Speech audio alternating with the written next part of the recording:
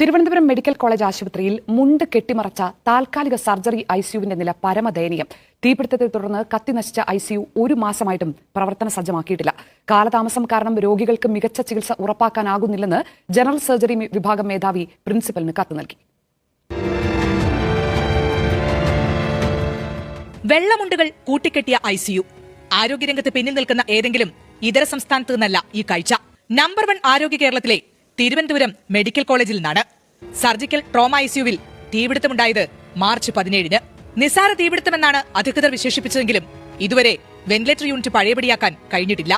ബെഡുകളെല്ലാം കൂട്ടിയിട്ടിരിക്കുന്നു.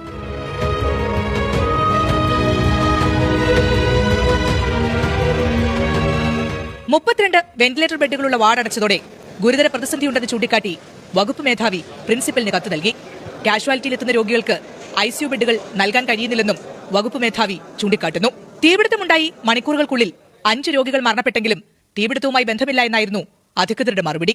PWD, electrical inspectorate തുടങ്ങിയവയുടെ clearance വൈകുന്നതാണ് ICU പ്രവർത്തന സജ്ജമാകാത്തതിന് കാരണമായി അധികൃതർ വിശദീകരിക്കുന്നത്. എന്നാൽ മുടന്ത ന്യായങ്ങൾ നിരത്തുമ്പോൾ വാഹനാപകടങ്ങളിലും മറ്റും പെട്ട് ഗുരുതരാവസ്ഥയിൽ ചികിത്സ തേടുന്നവർക്കാണ് വിദഗ്ധ ചികിത്സ നിഷേധിക്കപ്പെടുന്നത്.